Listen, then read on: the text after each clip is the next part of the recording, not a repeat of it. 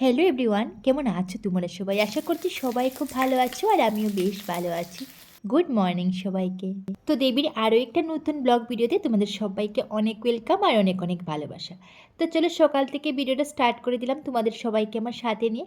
আশা করছি আজকের ভিডিওটা তোমাদের একটু হলেও ভালো লাগবে, তবে এই ভিডিওটা তোমরা লাস্ট অব্দি ওয়াচ করবে, কোথাও কিন্তু স্কিপ করবে না। আর দেখলেই সকালবেলা ঘুম থেকে উঠে আর বাকি যেগুলো ঘরের বাসি কাজের সব সেরে আর কি রান্নাবান্না করতে ব্যস্ত হয়ে গেলাম। আর জানো তো, ঘুম থেকে উঠে সকালের সেই কাজটা আর কি, যার জন্য খুব তাড়াহুড়ো হয়, মানে সকালের ব্রেকফাস্টটা আর কি। তো ব্রেকফাস্টের জন্য খুবই তাড়াহুড়ো করে ব্রেকফাস্টটা সেরে নিলাম আর কি। কারণ হচ্ছে এদিকে আমার হাজব্যান্ড যাবে ডিউটিতে, তাই বলে একটু তাড়াহুড়ো ছিল আর কি। তো এদিকে ব্রেকফাস্টটা রেডি করছি আর ভিডিওটা ভাবলাম তোমাদের সাথে শেয়ার করি, তোমাদের ভিডিওটা দেখলে একটু হলেও ভালো লাগবে। আর জানো তো, পুরো একদম ওই যে বললাম তোমাদেরকে সকাল থেকে রাত্র অবধি ভিডিওটা একদমই দিতে পারি না। আর এখন কয়েকদিন থেকে কী হচ্ছে জানো তো, যে একদম ভিডিওই তোমাদেরকে দিতে পারছি না, এত ব্যস্ততা কী বলবো তোমাদের।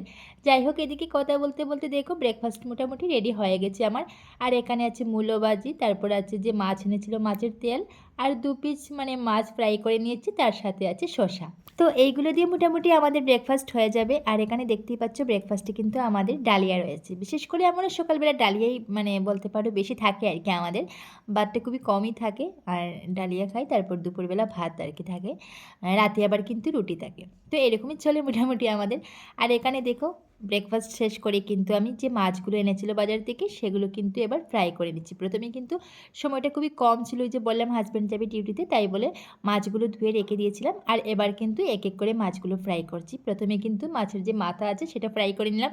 আর তোমরা এটা তো সবাই জানোই নিশ্চয়ই, যে মাছের মাথাটা প্রথমে ফ্রাই করে নিলে তাহলে কড়াইতে কিন্তু মানে লেগে যাওয়ার সম্ভাবনাটা থাকে না আর কি। তাই বলে প্রথমে মাছের মাথাটা ফ্রাই করে নিলাম, আর এবার এক এক করে সব মাছগুলো ফ্রাই করে নিচ্ছি। তো আজ আমার হাজব্যান্ড বাজার থেকে নিয়ে এসেছিলো কাতলা মাছ। আর জানো তো, আজকের কাতলা মাছটা কিন্তু সাইজে একটু ছোটো ছিল আর কি। তো আমি এখানে কাতলা মাছ রান্না করেছিলাম, মানে শিম আলু দিয়ে কাতলা মাছের একটা ঝোল রান্না করেছিলাম, বেশ টেস্টি হয়েছিল। আর আরেকটা মজার ব্যাপার কি জানো তো, কাতলা মাছের মধ্যে কিন্তু আজ একটু তেল বেরিয়েছে। তো মাছের তেলটা আমার যে কতটা প্রিয় কি বলবো তোমাদের, সত্যি কথা বলতে গরম ভাতের সাথে কিন্তু মানে এত টেস্ট লাগে আমার, মানে এত ভালো লাগে সত্যি, তোমাদেরকে বলে বোঝাতে পারবো না। তবে কি বলো তো, কেউ কেউ আছে যে কাতলা মাছ না, মানে যে কোনো মাছের তেলটাই আর কি কী করে কেউ পেঁয়াজ দিয়ে বানায়, কেউ আবার বেগুন দিয়ে মাছের তেল দিয়ে রান্না করে, যেটা লিভার হয় আর কি মাছের, সেটাই বলছি আর কি তোমাদেরকে। তো আমি কিন্তু একদমই না, কোনো বেগুন টেগুন দিইনি, পেঁয়াজ দিইনি, কিছুই দিই না, কিন্তু আমি ওই শুধু শুধু তেলটা ফ্রাই করে নিই। আর সেটা কিন্তু গরম ভাতের সাথে শুধু একটু নুন আর একটা লঙ্কা হলেই হয়ে যাবে। বা কী বলবো তোমাদের, মানে এতটা টেস্ট লাগে, পেঁয়াজ বলো বেগুন বলো কিছুই কিন্তু আমি দিই না।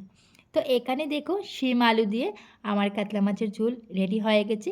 তারপর উপর থেকে একটু ধনেপাতা কুচি দিয়ে তারপরই নামিয়ে নিলাম। দেখতেই পাচ্ছ কতটা যে লোভনীয় হয়েছে না বলো, সত্যি কথা বলতে দারুণ হয়েছিল। আর এই শীতকালে তোমাদের বলেছি আমি প্রথমে আরেকটি ভিডিওতে, যে যে কোনো সবজির মানে উপর থেকে একটু ধনেপাতা কুচি দিয়ে তারপর নামিয়ে নেওয়ার পর কিন্তু সবজির টেস্টটাই দ্বিগুণ হয়ে যায়। সত্যি কথা বলতে এই শিম আলুর ঝোলটা যে কতটা টেস্টি হয়েছিল তোমাদেরকে বলে বোঝাতে পারবো না। আর সাথে বানিয়েছিলাম এখানে করলা, যেটা হয় আর কি, করলা ভাজি করেছিলাম।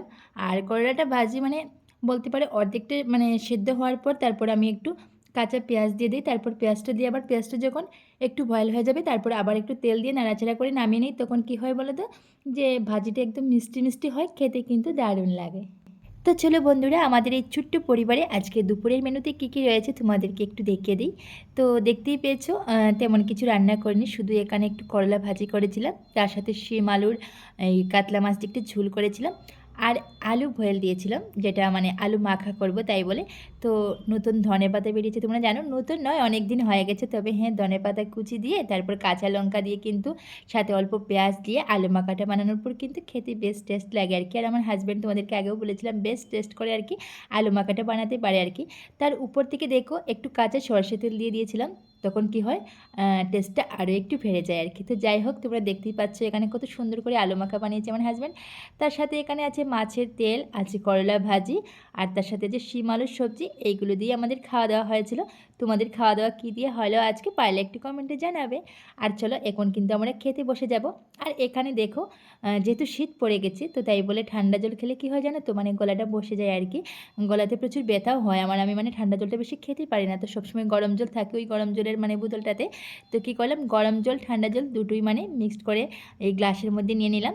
আর এবার খেতে বসে গেছি। আর এখানে যে থালটা দেখতে পাচ্ছ সেটা হচ্ছে আমার হাজব্যান্ডের, ও মানে একটু ক্যামেরা করছে তাই বলে ও মানে এখনো বসেনি আর কি।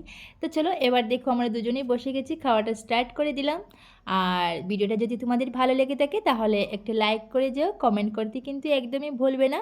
ফিরছি খুব তাড়াতাড়ি আরও একটা নতুন ভিডিওর সাথে। ততক্ষণে তোমরা সবাই খুব ভালো থাকো, সুস্থ থাকো, আর তোমাদের পরিবারের সকলকে নিয়ে ভালো থাকো। আজকের মতো সবাইকে টাটা।